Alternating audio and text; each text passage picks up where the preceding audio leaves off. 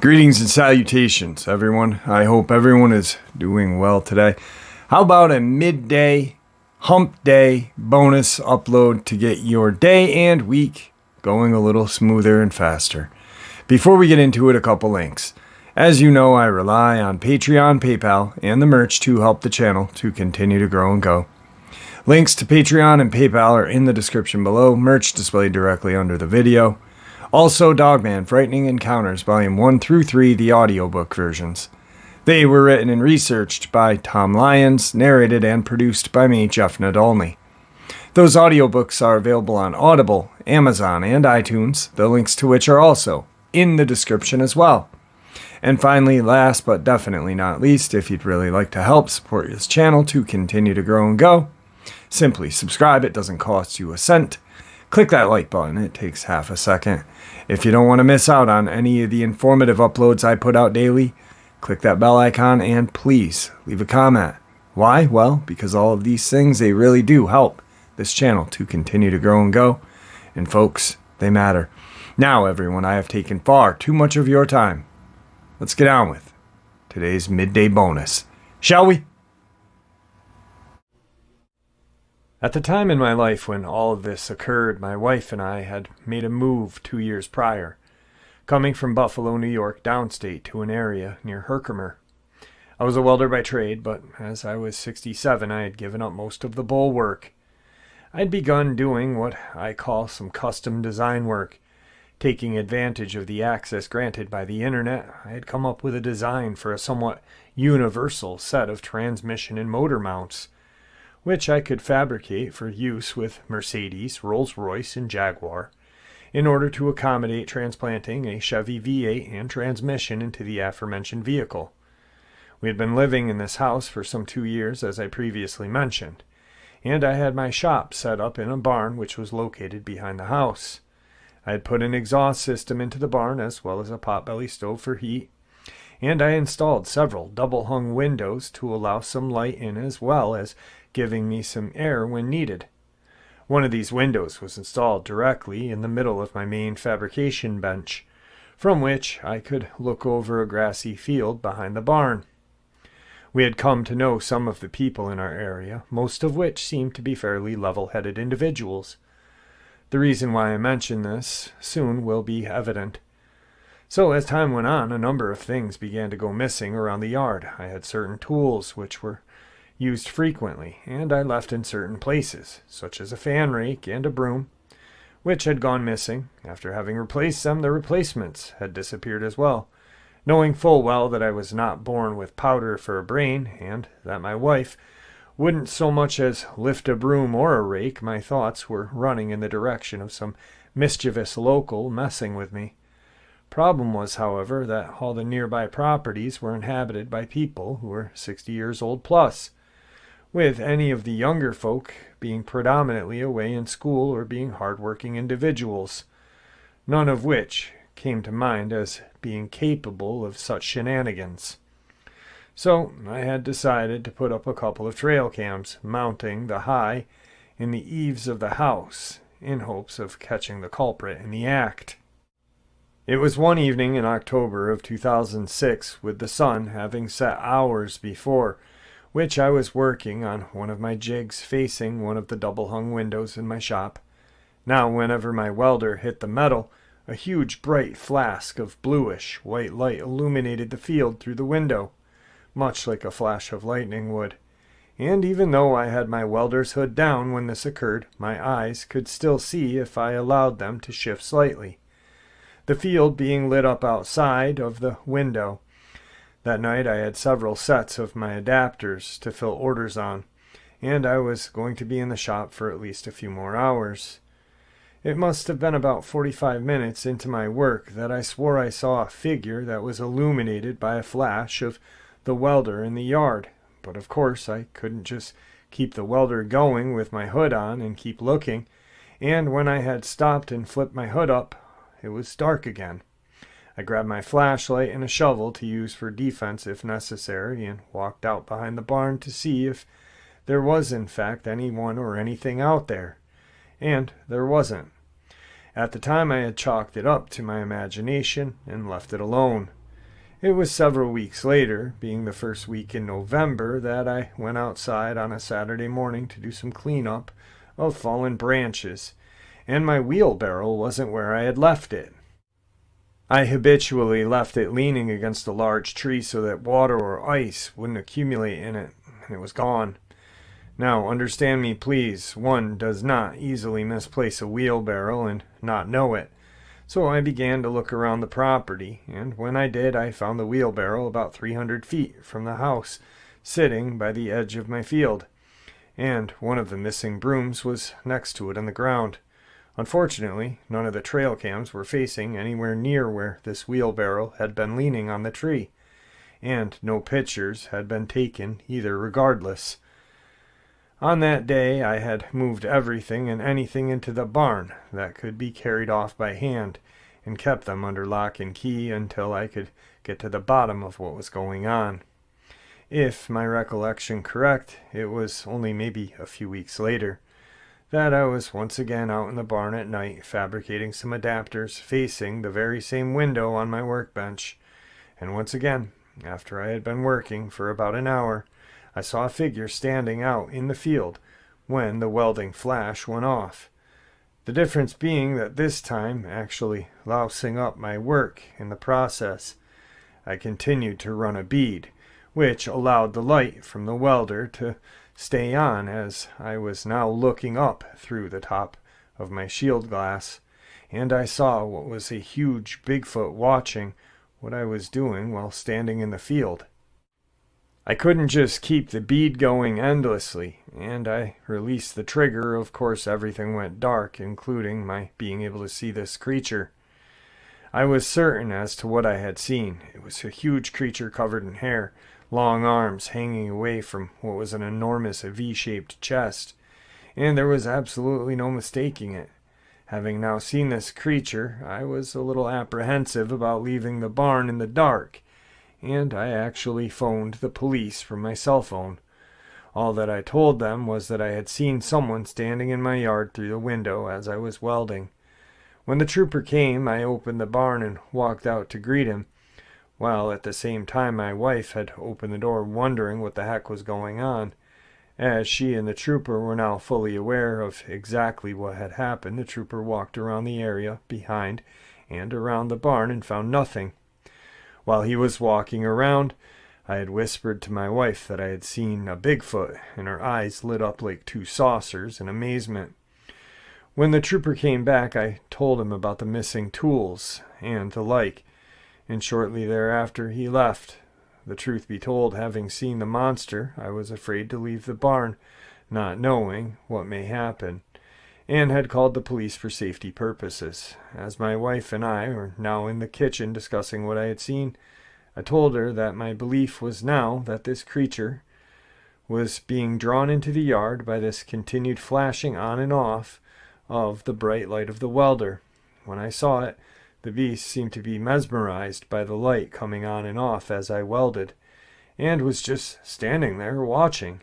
During the days following all of this, I had painted the glass in the windows a flat black and asked my wife to stand behind the barn as I welded to see if any of the light escaped, to which she said no.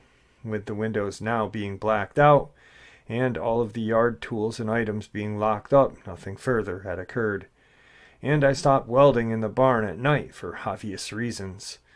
It was that following spring, when the field behind our home was well soaked from the receding snow and the spring rains, that I was walking around behind the house, still not being able to shake off what I had seen, that I came upon numerous large footprints well formed in the soft grass. They were both deep and long, having obviously been made by this enormous creature. They were formed in a virtually straight line coming and going from the adjoining wood line which connected to my neighbor's lot, none of which were leading in the direction of our home, thank God. When I saw this creature that was now fully illuminated by the welder's light, it had to have been 8 feet tall. It was absolutely gigantic. As the welder's light lit up its face, I could see that it was wrinkled or heavily creased, the mouth being closed at the time I saw it. I could see no teeth, but the face had some hair on it in the form of a scraggly beard. Its face looked like that of an Australian aborigine, with no offense against those folks whatsoever. Its bodily features were that of one muscle upon another, like that of a comic strip superhero or the likes. The footprints in the yard were at least 20 inches long, if not more, and very wide, with oddly shaped toes being clearly evident. It was simply incredible. In the years following, we had no other further activity relative to my barn or missing items, and we actually remained there for 6 more years after these events of that period of time.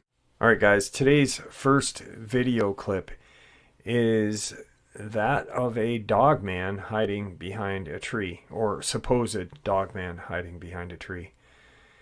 Some kids are out at night collecting frogs and snakes and spiders and such, and they see something and take off running. The video slowed down. You see what they see. Check it out. Well, we're not having too much luck. I think we're gonna call it a night. Okay, this is all we got tonight. Just a frog and a snake.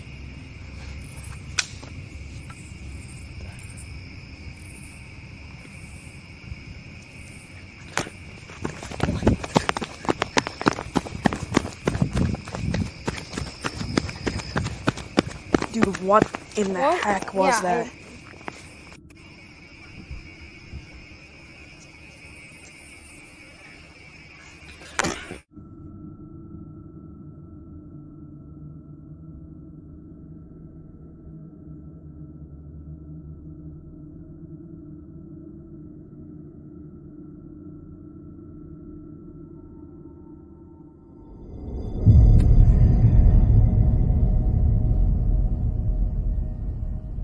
In my opinion, this is a really interesting clip.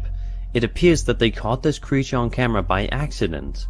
It could perhaps be the legendary Dogman caught on camera, or maybe some other unknown creature. If these kids actually hoaxed the video... Definitely a very interesting video. The kids don't really seem to me like they're acting. And then when it's slowed down and you can see it, it really does resemble an upright walking wolf to me. On to today's second encounter. In the summer of 2018, my team of ghost hunters and myself were investigating a graveyard in Herkimer, New Hampshire for paranormal activity. We were equipped that night with several EVP recorders as well as a spirit box. The spirit box scans thousands of frequencies, through which it is said that spirits can be caught talking while it's on.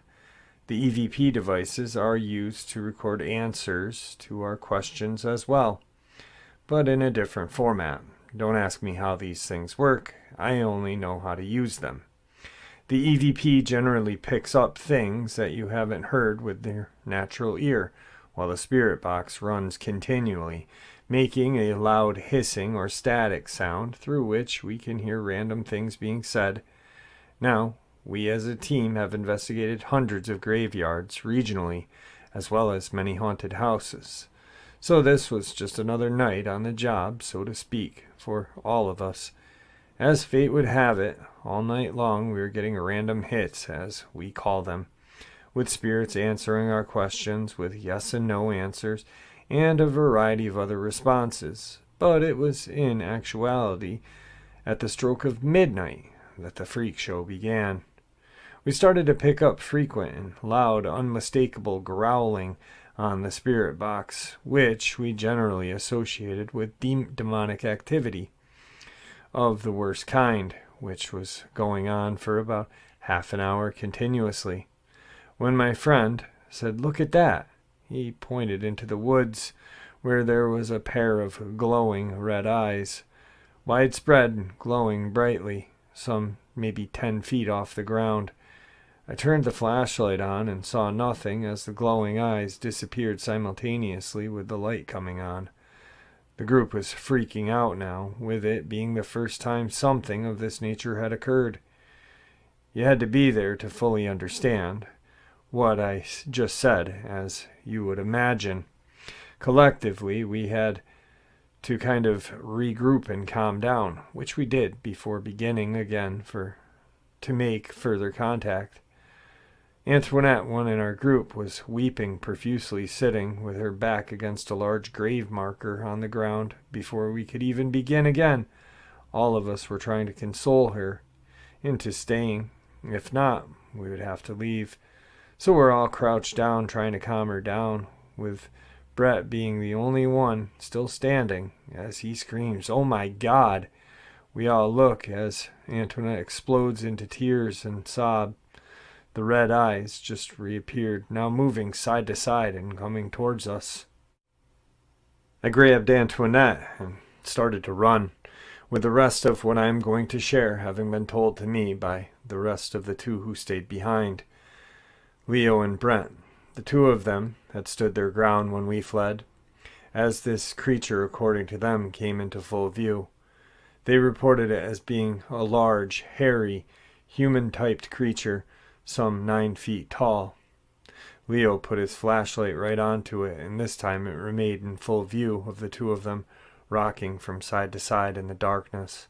Both Leo and Brett said that it started to advance towards them, exploding in a flash of blue light as an orb now appeared and floated away into the woods. At that point, Brett said that all of the electronic devices went dead, the batteries having been mysteriously drained by this event, which there was no other rational explanation for them dying. I'm not a cryptozoologist. I'm a ghost hunter, but what we experienced that night opened our eyes to an entirely different reality. Was this creature growling on the spirit box? I can't say for certain, but what I can say is this: the event most certainly happened with 4 of us being present. Today's second video clip is one that you're going to have to kind of turn your volume up and really pay attention to. Maybe put headphones on. I can hear it on my phone and computer, so I just want to make sure everyone else can hear it. But a guy goes outside, he lets his dogs out, he hears this crazy noise, and his wife and baby come out. And he's freaked out. You can tell he's freaked out because he's looking at his wife and kid and saying, "Get back inside. There's something out here." And you hear this bone-chilling kind of howl coming out of the woods from behind their house. Check it out. Just let the dogs out and this shit's happening again. Dude, what? Huh. Oh yeah, oh yeah.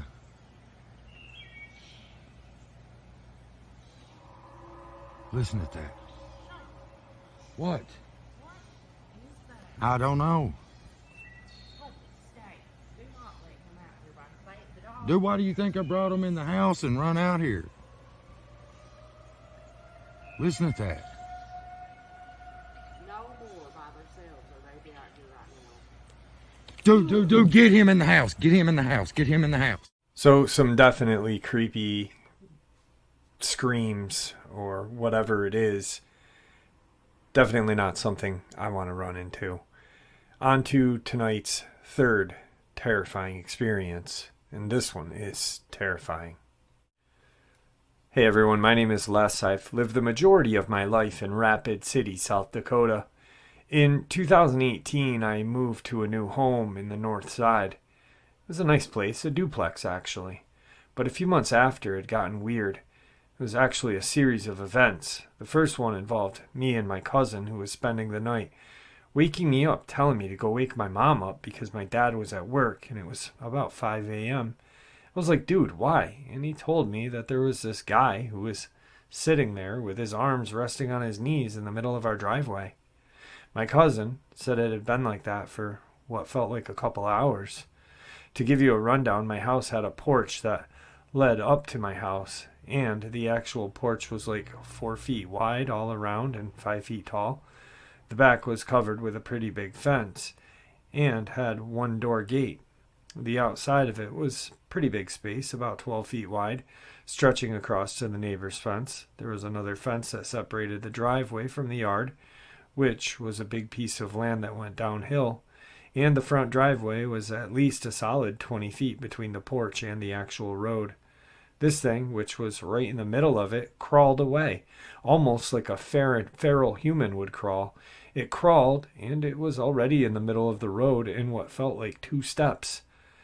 We went back upstairs and tried to fall asleep, trying to forget about what we had just seen. We ended up staying up because of anxiety.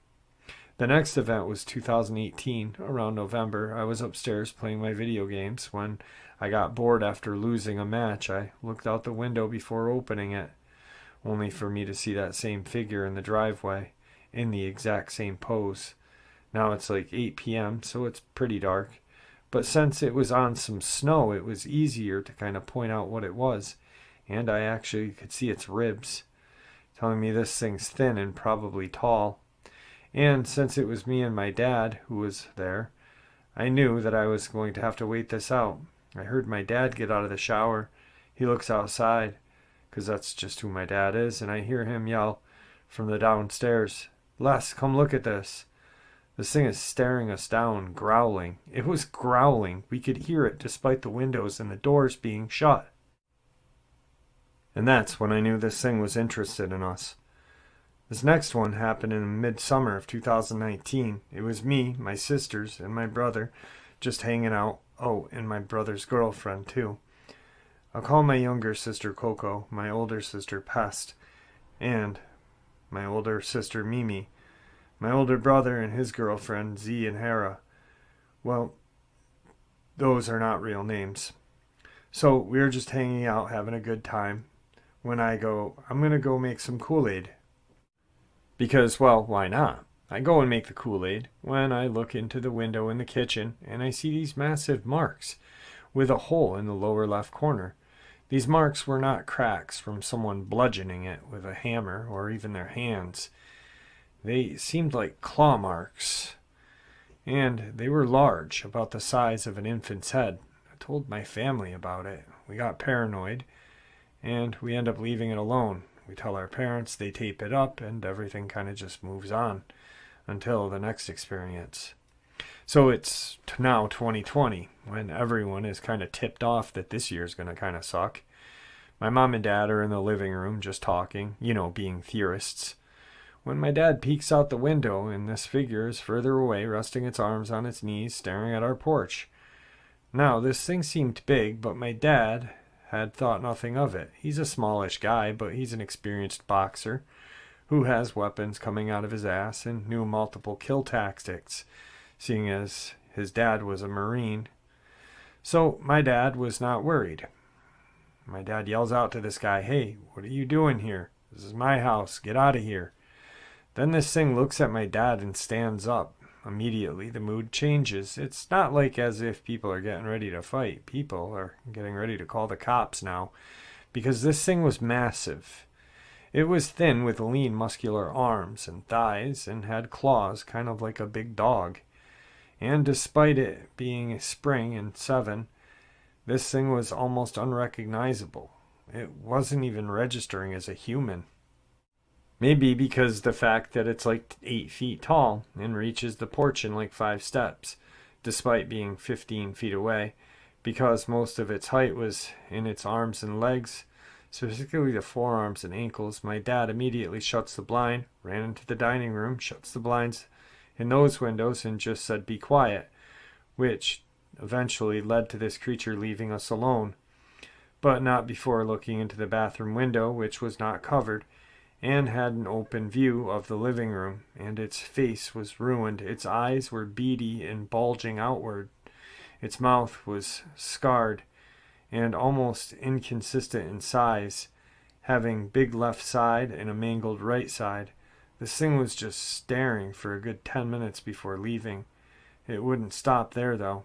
Mid-2020, summer of, I would usually use the roof of kind of vent out my feelings and kind of just get a break from being inside as I was young and still kind of am now. One night, after being in a heated confrontation, my older sister was running around with some boy. My dad had been kicked out. Everyone's yelling. It was just a lot. I went up onto the roof just to get some space, and not getting involved, I just go off on my own little thoughts. As I was climbing out, I saw that there was this patch of woods that's on the roof. I see it and I think nothing of it. But when I'm fully outside, I see that it's actually wood from below the tiles of the roof, meaning that the tiles had been torn off somehow. I was sitting there and wondering how this had happened. Who could have done this and why? But then after a solid minute, it clicks that it was that thing that had been messing with us for years now. I immediately go inside, close my window, cover the windows, and go on my bed and fall asleep. I woke up at around 2 a.m. to a noise of something crackling, kind of like ice or glass. I get up to inspect the room, and I go into my older sister's room, who is downstairs at the time, kind of comforting my dad because he had just gotten into a big fight with my mom on his birthday and was just really sad at the moment. My little sister was staying in the room, so I asked her, "Hey, did you hear that?" And she just kind of turns to me and says, "Les, what was that?"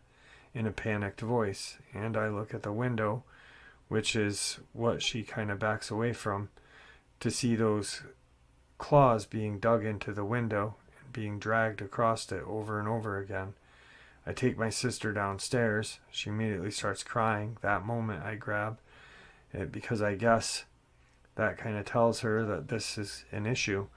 She goes and lies by my mom, who asks, "What happened? Why is your sister crying? What did you do?" And we both are at a loss of words. I hadn't seen this thing up close yet, and my sister probably didn't even know there was a thing at all, so we stayed downstairs for the night. When I was So the night moves on and everyone calms down. The next day I climb out onto the roof and look at the patch. It was torn apart. There were pieces of wood sticking out. Most of the wood was already gone. It was also torn off and mangled. And there was just a solid meter of it all around in a circle. Now this next one is up there with the scarier incidents. I was outside in 2021. It was my oldest and little sister's birthday. We were playing outside. I go and grab onto the wooden fence at the top of the hill that I had mentioned earlier. It was our yard. And it was kind of like plank wood. It snapped in half. I got a few splinters. And I knew this wasn't hormones. Testosterone doesn't make you like Spider-Man, as far as I'm concerned. I go and tell my parents, who were inside, watching us go through the door while hanging out with the other adults. My dad goes to inspect along with my uncle, and they figured out the fence was already broken and just in position, kind of holding it up. The way it was broken, you guessed it, something like a tiger slashed at it, and the plank was being held there half broke, kind of dangling. I asked them, "What tells you that they have claws?" And they show me some deep claw marks that were hidden in the plank wood, and so we are immediately sent inside and told to play upstairs in our house. About a month later we move out, and I still haven't forgotten these events. There were many more that I don't remember and don't want to talk about, but I do know that this thing didn't suit us. There were some other smaller incidents. Like one night, my dog had been unleashed and the gate was opened. And she was in the backyard and dead, really young. Another thing, my bike chains constantly seemed to be broken off my bike. Even the garden that my dad was planning to use to kind of help his relationship with my mom just mangled and destroyed. There was like a 3-foot hole in the middle of it. I'm actually getting worried thinking what it could have done if it ever got our hands on any of my family members or friends. I think it's a good thing that we left, because Rapid City, South Dakota is a terrible place all around, especially that part of town I lived in. Sorry for the misspelling and strange writings. It was like 4 in the morning and I've only slept 14 hours this whole week. Man, that is absolutely a chilling and creepy experience. And the next video clip is just as chilling and creepy. It's coming to us from out of Kansas. And I'm not sure what this thing is, but it is big and it is terrifying. Check it out.